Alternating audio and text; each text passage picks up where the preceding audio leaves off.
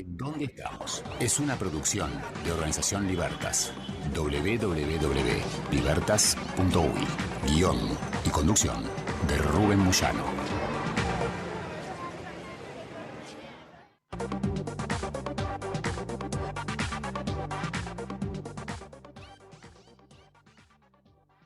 Muy bien, seguimos, ¿En dónde estamos? Por Radio Nacional 1130M. Agradecemos a la gente de San José que están transmitiendo también a través de un grupo de Facebook, al profesor Gabriel Bianchi, a Laura Cristina, Sebastián Christoph, que también nos envía mensajes.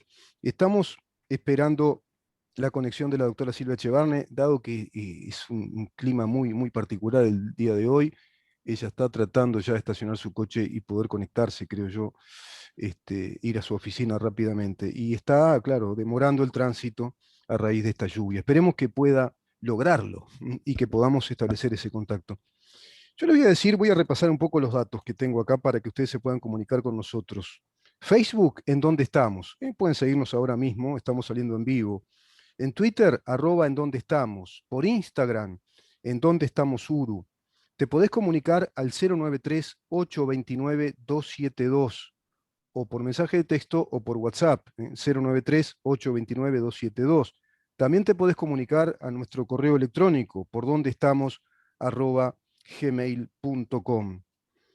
Estaba mirando acá una nota muy interesante realizada al socio de CPA Ferrere, catedrático de negocios en la Universidad ORT, estoy hablando de Bruno Gili, quien manifiesta en esta nota, el doctor Bruno Gili, hay miles de uruguayos cuyos trabajos son ficción. Es fuerte la afirmación, ¿eh? Hay miles de uruguayos cuyos trabajos son ficción. Es decir, trabajos ficcionados, ¿no? Trabajos con argumentos falaciosos, trabajos sin utilidad. Eso que nos explicaba el economista Jorge Caumont ya hace un tiempo y que lo va reiterando cada tanto, la relación entre la tasa de empleo y el valor económico.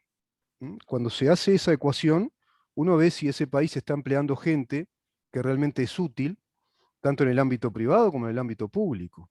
Bueno, y acá los uruguayos nos enteramos que en el gobierno de Mujica prácticamente habían ingresado 70.000 empleados públicos, indiscrecionalmente, arbitrariamente. Y parecería que sí, porque no creció el Producto Bruto Interno. Precisamente la relación trabajo, tasas de empleo, en este caso empleo público, y crecimiento del valor, no se dio.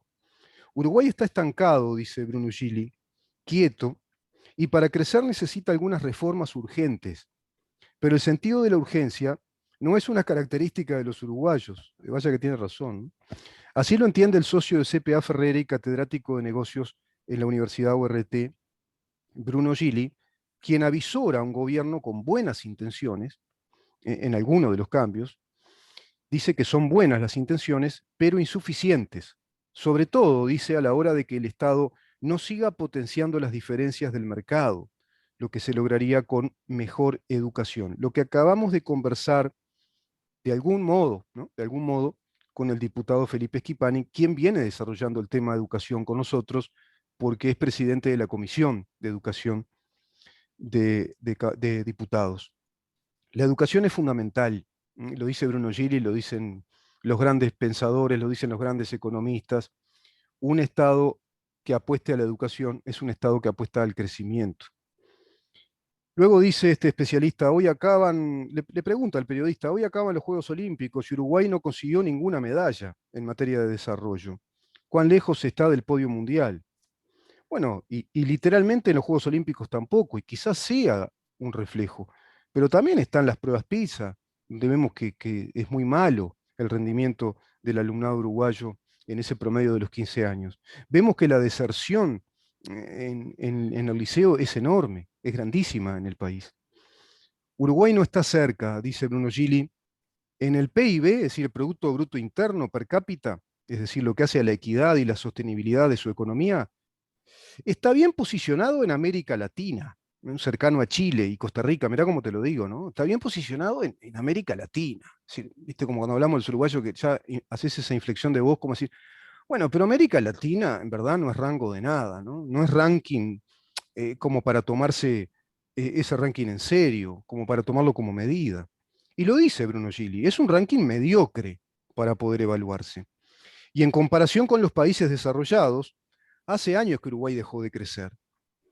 En este sentido, hay un indicador desde el Uruguay y desde el cual Uruguay debería pararse para abrir luego un debate. Desde el 2015, mirá vos, escuchen esto, desde el 2015 el Producto Bruto Interno per cápita, es decir, el Producto Bruto que crece por cada uno de nosotros, no crece, directamente no crece, está detenido. Gran pregunta, ¿no? ¿Y qué pasó con aquel Uruguay de la bonanza económica? ¿Qué pasó con aquel viento de cola? ¿Qué pasó con aquel Uruguay que cuatriplicaba el volumen económico de las exportaciones de nuestros commodities, de todos los granos, de las carnes? ¿Qué pasó? ¿Qué pasó con el crecimiento de determinados rubros de exportación? Hasta incluso el vino. ¿Qué pasó? Parece que el sostén fue el software y el hardware, y que eso más o menos da ahí los números como para decir, bueno, no decreció inclusive el Producto Bruto Interno. ¿En dónde entonces se puede registrar o medir el logro económico de un gobierno frente amplista durante 15 años consecutivos, con mayorías parlamentarias para diseñar esto que ahora se está trabajando en coalición de este gobierno? Las rendiciones de cuentas sucesivas y el presupuesto quinquenal que desarrollaban precisamente cada 5 años durante 15 años.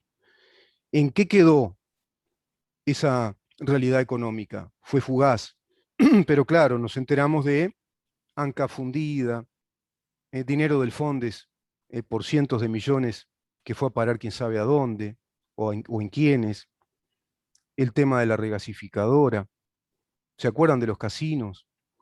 Bueno, y así sucesivamente, arrojando datos de realmente lamentable situación económica para el país, que este gobierno hereda y tras cartón viene la pandemia. 5,1% de déficit fiscal, un endeudamiento público muy importante, de un 67 a un 72% según el PBI, por ejemplo, una tasa altísima de desempleo, casi de un 11%, un 10,5%, una cosa así, dicen algunos, otros un poco más, y que este gobierno pretende, inclusive ha crecido el empleo ahora en estos tiempos, pretende volver a esa tasa del fines del 2019, comienzos del 2020, en esa tasa, digamos, de empleo, esperemos que sea pospandemia. ¿Qué consecuencias tiene todo esto?, le pregunta el periodista. Y contesta al especialista, cuando la economía no crece, es más difícil la redistribución de la riqueza. Hay más desempleo. Se estanca el crecimiento del salario real, el salario que efectivamente percibe la gente. La economía es más débil y los ciudadanos que vivimos aquí tenemos menos expectativas de que todos podamos tener un nivel de vida más cercano a un país desarrollado, a un país en el siglo XXI. Este es un detalle muy sensible y muy determinante. Puede ser muy positivo cuando la economía le brinda expectativas a su población y muy negativo cuando la economía no le brinda expectativas a su población.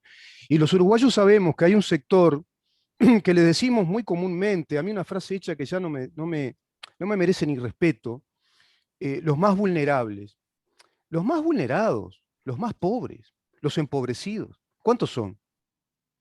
Y se calcula que son 250.000 jefes de familia que viven en asentamientos. 500.000 en un país de 3 millones y cuánto, 200.000 habitantes, 500.000, 600.000, pero no en la indigencia. Porque si el Estado les saca lo que les da, no les queda nada. Ese es el tema cuando hablamos de clientelismo. Hay gente a la que no se le enseñó a pescar, como dice el dicho. Se le da la caña, se le dan los pescados, ni siquiera se le dice dónde se pescan los pescados, y después esa gente vive de esa manera. Y así tenemos un país cada vez más empobrecido culturalmente, intelectualmente, moralmente, porque cuando no hay expectativa, cuando vos no tenés expectativa, ¿para qué lado te vas? No te vas para el lado de la educación, no te vas para el lado del crecimiento, ¿no? Te vas para el lado o de ser un dependiente total del Estado, con la cabeza muy chiquita, se te achicó la cabecita, o te vas para la delincuencia. Porque hay gente que, ojo, tiene expectativas de vivir mejor, ¿eh? Y de vivir muy bien. Y gurises que quieren tener sus buenas ropas, sus buenas pilchas, y seducir a las gurisas de su época. Y bueno, y eso es caldo de cultivo de la delincuencia también, la pobreza. Es así. ¿Se acuerdan cuando se decía, no, no hay que estigmatizar a los pobres? No, A los pobres no los estigmatiza nadie, la pobreza estigmatiza al ser humano cuando lo hace pobre. Vamos a conversar ya con la doctora Silvia Echeverne, que está afortunadamente con nosotros. Lamentablemente no nos va a quedar mucho tiempo, pero veníamos conversando con ella. ¿Cómo le va, doctora? Bienvenida. Buen día, ¿cómo están? ¿Cómo está? ¿Bien? Bien, bien.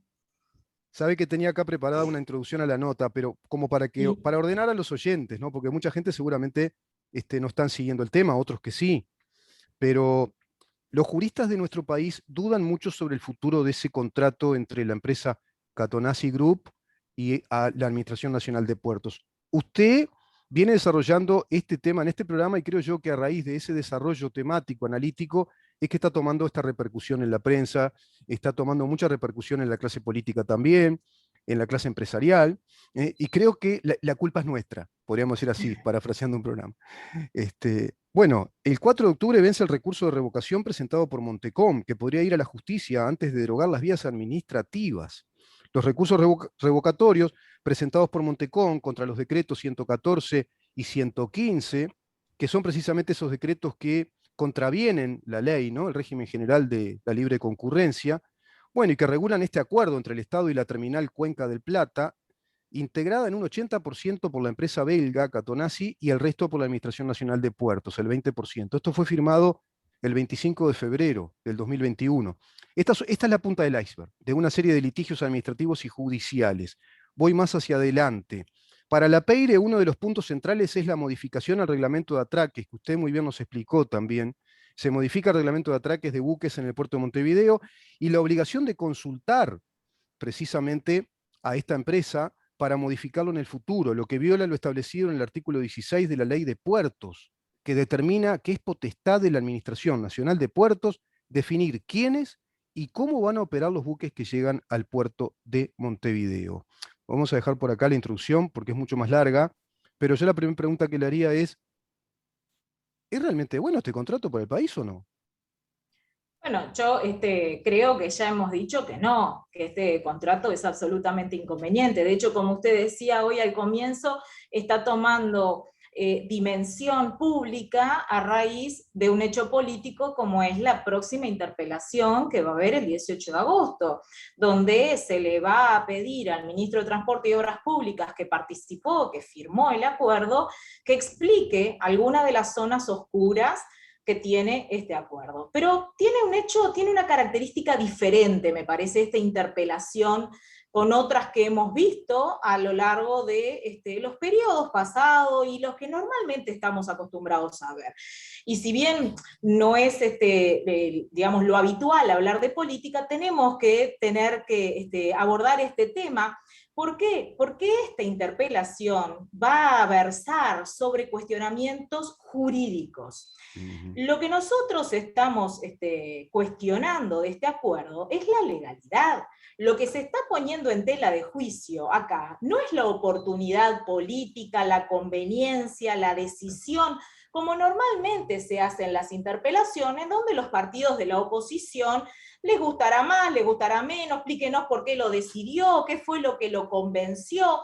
Pero en este caso, esta interpelación va a tener connotaciones jurídicas. Claro. Y creo que es una gran innovación, porque como nosotros venimos diciendo, hemos venido desarrollando a lo largo de todo este periodo, entendemos sin lugar a dudas de que este acuerdo no es legal, es inconstitucional y por supuesto que desde el punto de vista práctico es absolutamente inconveniente. Pero no es algo que se nos haya ocurrido a nosotros, como juristas lo fuimos analizando, hemos venido desarrollando en la prensa, cada vez que conversamos hemos expuesto nuestro punto de vista, lo hemos fundamentado, constitucionalistas han acompañado, pero hoy también sale un informe del economista Gabriel Odone, a quien los remito, donde también él cuestiona la oportunidad económica o los efectos económicos derivados de estas ilegalidades. Claro. Entonces, va a ser una interpelación diferente. Y como le dije al principio, si bien no es nuestro métier, pero tenemos que hablar de política, sabemos que la coalición que hoy gobierna y sobre la cual digamos, este acuerdo está sobre la mesa. Puede haber algunas diferencias, algunos matices, Cabildo Abierto ha planteado alguna discrepancia, el Partido Colorado tiene una iniciativa, pero lo cierto es que los votos van a estar para salir de la interpelación, ¿verdad? Se explicará más, menos, gustará menos, pero los votos van a estar. Ahora, ¿eso resuelve el tema legal? No. Claro, Eso claro. resuelve el tema jurídico, el tema político. Político, claro. Y entonces vamos a tener la infeliz desdicha de asistir una vez más a que lo político va a estar sobre lo jurídico.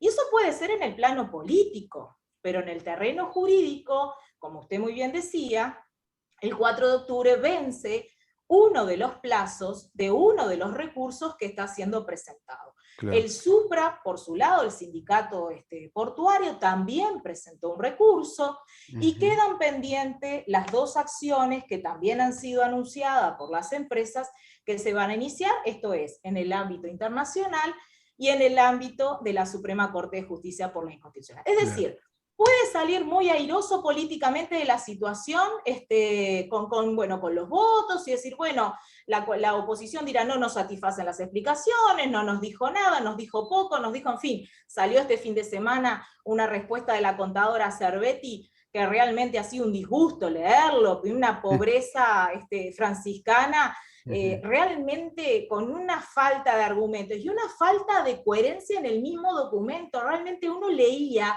y no tenía condescendencia en lo que decía el director de jurídica de la ANP con lo que dice la contadora y con lo que dice el gerente general. Entonces uno entiende que ahí realmente hay una suerte de sin ton ni son, donde no se sabe muy bien para dónde agarrar. Pero bueno, doctora, más allá de eso, doctora, saldrá de la interpelación airosos. Viene bien la frase entonces de Ayn Rand, ¿no? Esa gran pensadora que dice, podremos ocultar la realidad, pero no podremos ocultar las consecuencias de la realidad. Exacto.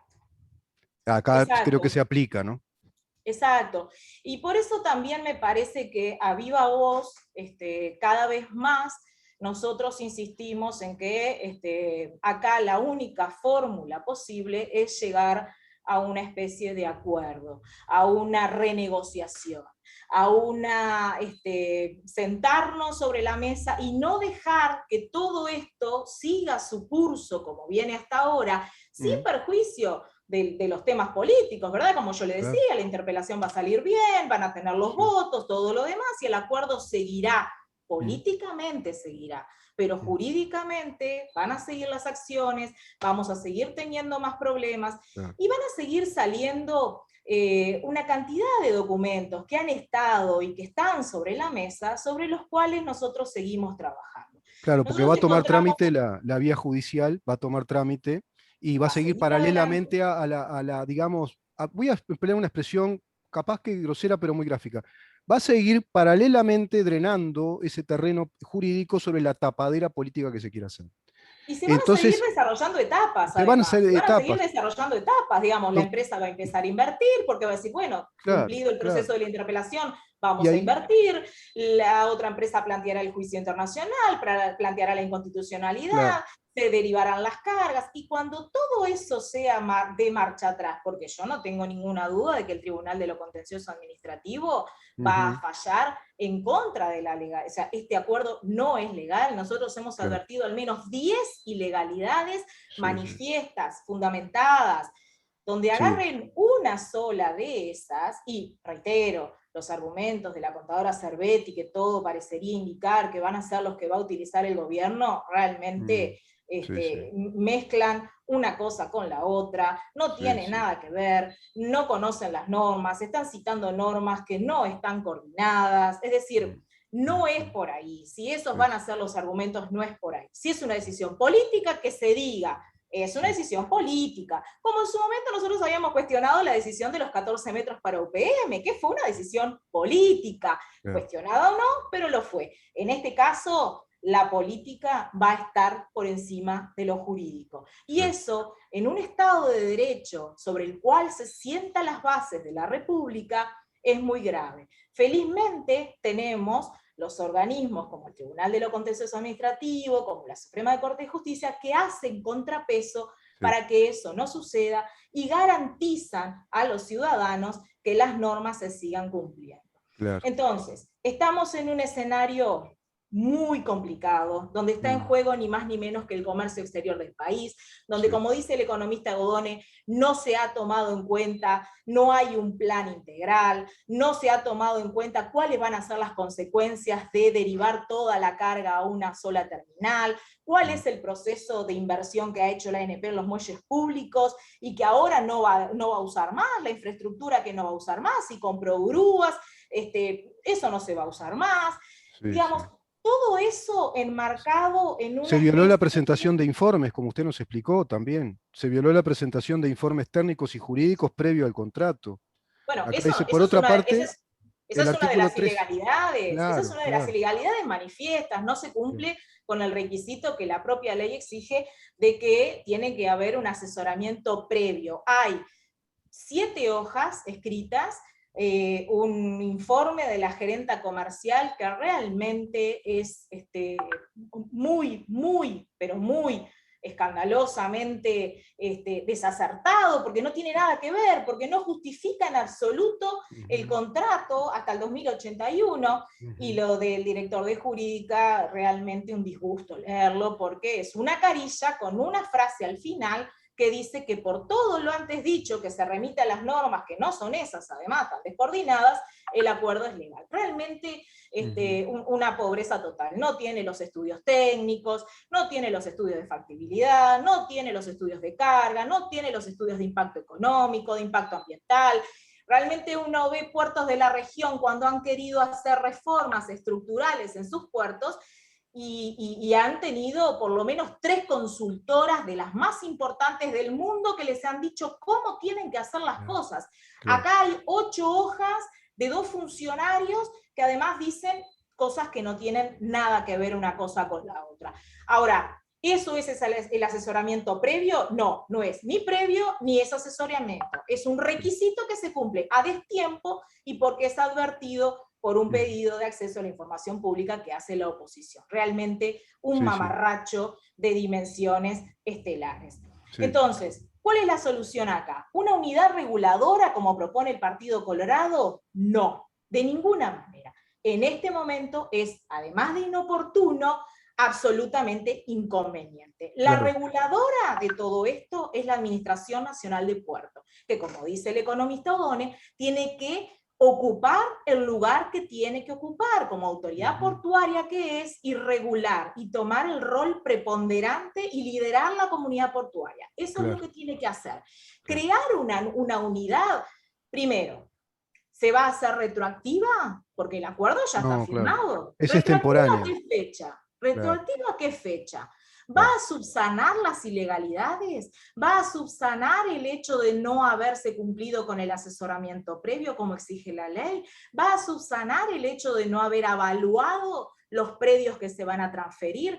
¿Va a subsanar el hecho del artículo 188 de la Constitución que requiere mayorías especiales cuando se incrementa el patrimonio de los servicios descentralizados? Y así le puedo seguir enumerando una serie de ilegalidades que la unidad reguladora no solamente no va a resolver, sino que en este momento es absolutamente extemporánea. De aquí al futuro, de aquí a futuros acuerdos, y bueno, podríamos verlo. Yo creo que no, yo creo que duplicar los organismos que ya existen en el Estado, y tenemos experiencia, ya habíamos advertido que en la Administración Nacional de Puertos, en la Prefectura, en el Ministerio de Transporte y Obras Públicas, hay una serie de organismos que están duplicados. Volver a hacer lo mismo, entiendo que no es oportuno. Es agregar burocracia y no ir a la efectividad. Es volver a un Estado gordo, pesado, burocrático, grasoso, que lo único que hace es entorpecer la operativa. El negocio hay que comprenderlo, Rubén. El negocio portuario tiene tiempos, tiene limitaciones, tiene una serie de andamiajes que hay que tenerlos muy bien aceitados. Cualquier traspié en eso genera pérdidas económicas importantísimas. Es decir, doctora, acá entonces el tema es que los institutos que están capacitados para hacer todo esto, en este caso la Administración Nacional de Puertos, con los informes que corresponden hacer, como usted bien nos explica, todo ese complejo universo técnico, científico, la parte jurídica también, dentro de qué marco jurídico, no se portó bien. Como no se portó bien, Pero ahora, mire ahora Rubén, vamos al médico. ¿Vio cuando uno se mire porta mal Rubén, y sí, no hace bueno, la dieta? pero Después tiene que ir bueno, al médico, Tribunal de lo bueno, Contencioso. pero está en el CTI, y con respirador. Yo les Por tengo eso. malas noticias. Es más, si usted de repente me va a decir, bueno, pero no había tiempo. Bueno, ese no es argumento. Estuvieron un año negociando el acuerdo. Un año, 12 meses, es un tiempo más que suficiente para poder hecho todos los estudios y poder tener una aproximación de los gastos que la Administración Nacional de Puertos va a tener. Yo ya les he contado de abrir la bocana del puerto, de extender el canal de acceso. Hay un ingeniero que trabaja en el equipo que nos dio una cantidad de información, y según el cálculo por metro cúbico, y se auxilió con un ingeniero del exterior, estamos hablando de una obra que va a tener que hacer la Administración Nacional de Puerto de 2.500 millones de dólares. Eso, para evitar un juicio de 1.500, 2 veces y media vamos a tener que gastar. Pero Mal además, negocio. pero mire una cosa, buscando el fin de semana, también recibimos información de que en el 2005 Bélgica había intimado al Estado uruguayo y le había mandado una carta diciéndole que la demanda ya estaba pronta, de que cumpliera estrictamente con el acuerdo que tenía de protección de las inversiones, a razón de la empresa Catón Matí. La demanda que estaba pronta en ese momento era de 500 millones de dólares. ¿Cómo llegamos a 1.500 ahora? Digamos, los argumentos han sido realmente muy, muy tristes. También vimos que en el 2015 TCP salió a competir en los muelles públicos. ¿Pero qué es lo que ha sucedido? Y voy a usar 2 minutos más del tiempo que me queda. Sí. Ustedes saben que esto empezó con una subasta, en el 2001. En el 2001 se adquiere, ¿verdad?, en la subasta pública, la concesión de la terminal especializada. Y voy a abrir un pequeño paréntesis para decirles, la grúa que se tiró el otro día, que vimos todos en la televisión, fue parte del equipamiento que se adquirió en la subasta pública. Eso pertenece al Estado. Eso pertenece a todos los uruguayos. Las grúas se reciclan. ¿Quién firmó esos permisos? Digamos, la concesión es un préstamo de uso que el Estado le hace al privado a cambio de obras que el privado se obliga a hacer, que le van a quedar para el Estado uruguayo. Claro. Cierro el paréntesis de la grúa, que lo hablamos en otro momento, pero eso se hizo.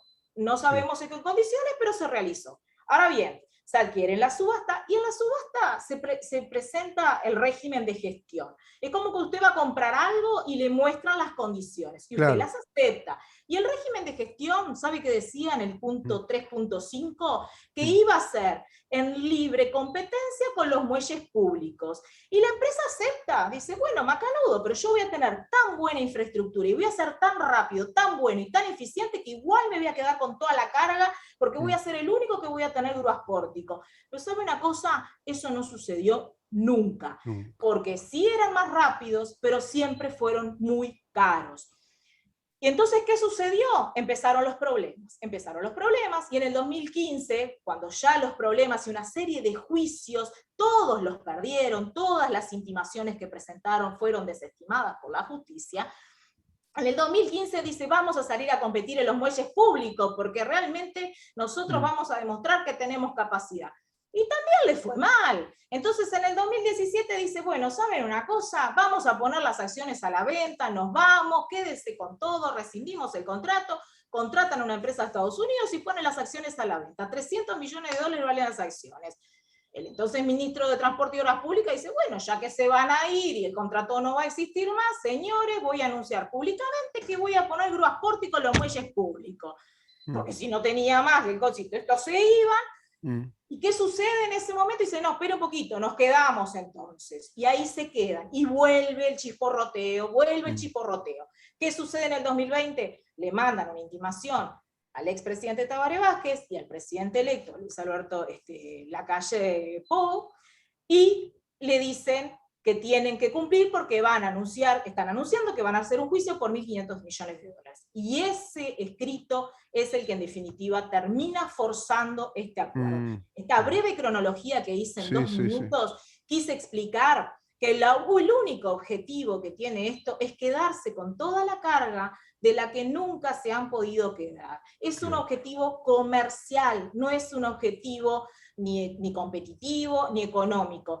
Y un minuto más, mientras usted y yo estamos hablando en este momento, los muelles públicos están que explotan de contenedores. No hay lugar para poner contenedores por la bajante del río Paraná. Hay una deficiencia hídrica en el río Paraná, realmente crítica. Todo parece indicar que hasta marzo del año que viene eso no va a mejorar, por lo cual los contenedores se están quedando porque no los pueden llevar, los barcos están saliendo con el 30% menos de capacidad. Ahora, la ANP está pensando en alquilar o ver un predio contiguo, que es un predio de AFE, para poder poner los contenedores. Pero eso está pasando en los muelles públicos. La terminal especializada sigue estando como siempre. La pregunta es ¿por qué? ¿Por qué? Porque si son más rápidos, más buenos, más esto, más otro, bueno, la pregunta se responde porque son caros. Son 3 veces más caros que cualquier puerto de la región y que los muelles públicos. Entonces, cuando se habla de competitividad, hay que tener mucho cuidado. Y hay que conocer bien el negocio. Y hay que conocer toda esta historia y preguntarse por qué, siendo competitivos, eficientes, los mejores, el mejor equipamiento de la región, no han logrado capturar. ¿Por qué saliendo en igualdad de condiciones los muelles públicos tampoco pudieron? ¿Por qué saliendo a vender tampoco pudieron? Es decir, hay que conocer todo este relato, todo este proceso, para poder. ¿Qué hacemos? ¿Una unidad reguladora? No, no resuelve el problema. ¿Qué hacemos? Renegociamos. Volvemos a sentarnos y volvemos a pensar. Y tratamos de subsanar las ilegalidades. Doctora, eso creo que le hará muy bien al país, muy bien al comercio exterior y muy bien a un Estado de Derecho que se precie de tal. Doctora, nos vamos, lamentablemente. Fui rapidísimo hoy. No, pero ¿sabe lo que le iba a proponer? Esta última parte, este raconto que usted hizo, muy resumido, lo podríamos dejar grabado, editarlo, y a partir de acá comenzar a hablar con usted respecto a la nueva regulación. ¿Qué habría que hacer? ¿Cuál sería la solución? ¿Reformular el contrato? Habría que reformularlo todo. ¿Le parece? Muchísimas gracias. Reformularlo todo no, pero hay ámbito para trabajar, para negociar. Bueno, me puse tan gráfico que dije reformularlo todo, pero reformular todos esos aspectos de ilegalidad que tiene, ¿no? Sin duda, sin lugar a duda. Gracias, doctora. Muchísimas gracias. Un placer, Rubén. Un placer como siempre. La doctora Silvia Echevarne con nosotros para explicarnos así en detalle lo que significa, bueno, el desastre de este contrato entre la empresa Catón, Nati Group y la Administración Nacional de Puertos. Nos vamos, nos reencontramos mañana a partir de las 10 de la mañana para saber en dónde estamos.